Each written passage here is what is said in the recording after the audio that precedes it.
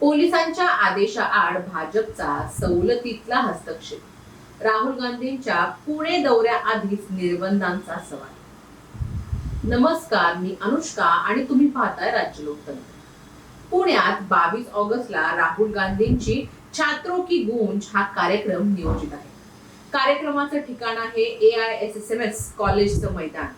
कार्यक्रमाचा केंद्रबिंदू विद्यार्थी, शिक्षण, परीक्षा, प्रश्नपत्रिका फुटणं आणि विशेषतः तरुणींचे प्रश्न हा असल्याचं सांगितलं जात आहे.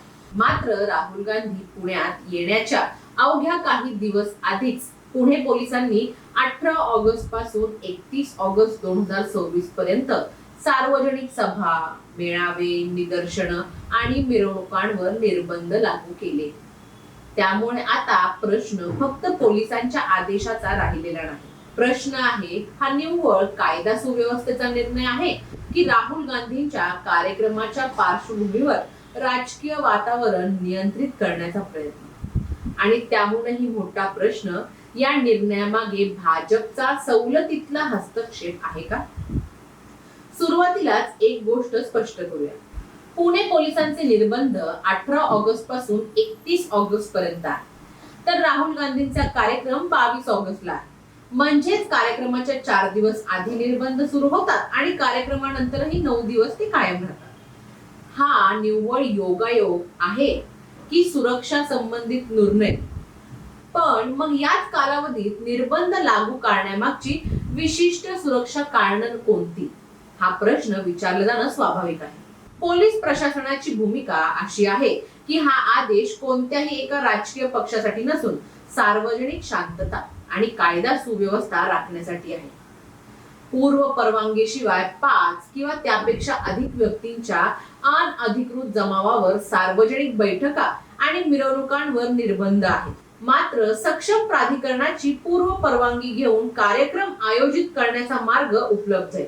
त्यामुळे या आदेशाला थेट कर्फ्यू म्हणता येणार नाही. पण इथेच काँग्रेसचा आक्षेप सुरू होतो.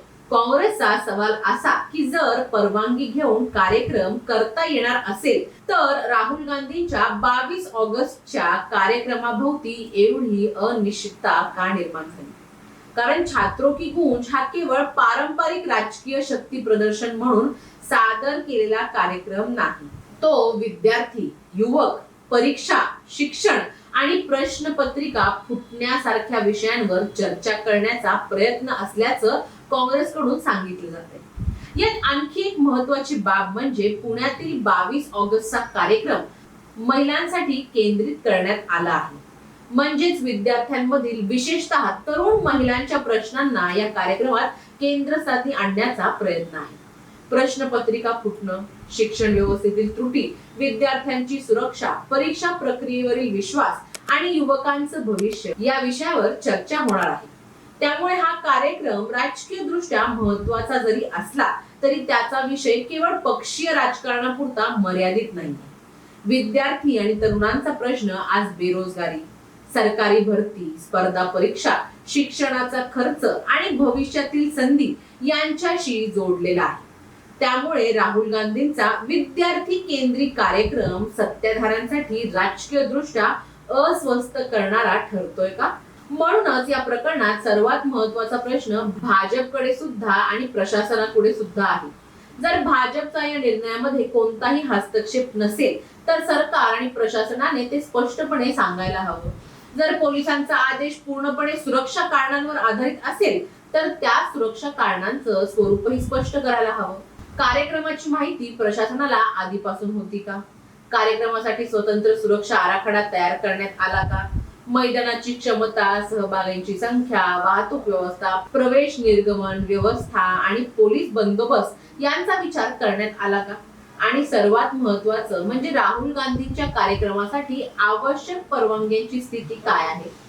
या प्रश्नांची स्पष्ट उत्तर हवी आणि पोलिसांनी ती पारदर्शकपणे मांडायला हवी. कारण प्रशासनाचा निर्णय कायदेशीर असणं आणि तोच निर्णय लोकांना निष्पक्ष दिसणं या दोन वेगळ्या गोष्टी. कायदा सुव्यवस्था धोक्यात असेल तर पोलिसांना प्रतिबंधात्मक आदेश काढण्याचा पूर्ण अधिकार आहे.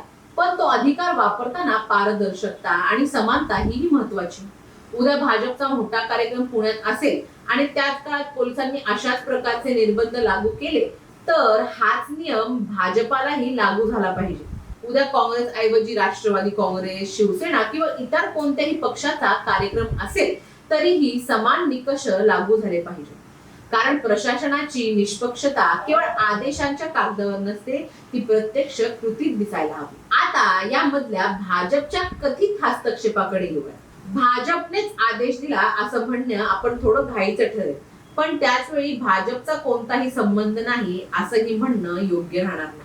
कारण हा निर्णय राहुल गांधींच्या कार्यक्रमाच्या अगदी आधी लागू झालेला आहे आणि त्याचा राजकीय परिणाम सर्वाधिक काँग्रेसच्या कार्यक्रमावर होताना दिसत आहे. कारण काही ठोस कारण नसताना, त्या कारणांची पारदर्शकता नसताना हे निर्बंध लागू करण्यात आले. यामध्ये प्रशासनाची आणि सरकारची चुप्पी ही एक मोठा संशय निर्माण करतो. इथेच एक मूलभूत लोकशाहीचा मुद्दा आहे. राहुल गांधी कोणत्याही पक्षाचे नेते असो, त्यांना कायद्याच्या चौकटीत राजकीय कार्यक्रम करण्याचा अधिकार आहे. त्याचप्रमाणे पोलिसांना कायदा सुव्यवस्था राखण्याचा अधिकार आहे आणि हे दोन्ही अधिकारांचं समतोल साधणं हे प्रशासनाचं काम आहे. कार्यक्रमाला सुरक्षा देणं ही पोलिसांची जबाबदारी आहे. राजकीय कार्यक्रमाला अनावश्यक अडथळे निर्माण करणं हे त्यांचं काम नाही. त्याच वेळी राजकीय पक्षांनीही सुरक्षा नियमांचं आणि प्रशासनाच्या वैध अटींचं पालन करणं आवश्यक आहे. पण विद्यार्थी, महिला, शिक्षण आणि परीक्षा प्रक्रियेवरील प्रश्नांवर चर्चा करणाऱ्या कार्यक्रमाला जर परवानग्यांच्या भूलभुलैयात अडकवलं जात असेल तर हा प्रश्न केवळ काँग्रेस किंवा राहुल गांधींचा राहत नाही. तो अभिव्यक्ती स्वातंत्र्य आणि लोकशाहीतील राजकीय सहभागाचा एक प्रश्न बनतो. आणि म्हणूनच 22 ऑगस्ट कडे आता केवळ एका राजकीय कार्यक्रमाच्या दिवसाप्रमाणे पाहिलं जाणार नाही. पुणे पोलिसांचा 18 ते 31 ऑगस्टचा आदेश प्रत्यक्षात कसा लागू केला जातो, राहुल गांधींच्या कार्यक्रमाला कोणत्या अटी घातल्या जातात, सुरक्षा व्यवस्था कशी हाताळली जाते आणि कार्यक्रमाला अडथळे किती निर्माण केले जातात, याकडे आता सर्वांचं लक्ष आहे.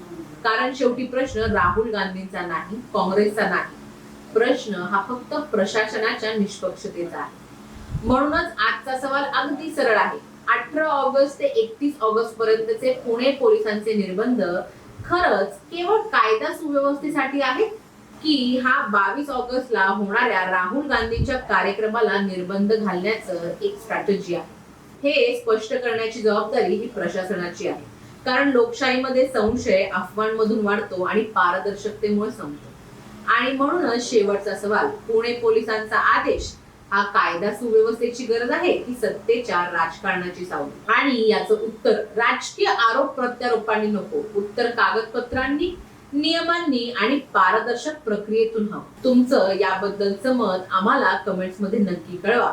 व्हिडिओ आवडला असेल तर लाईक करा, शेअर करा आणि चॅनलला सबस्क्राईब करायला विसरू नका. धन्यवाद. दैनिक राज्यलोक.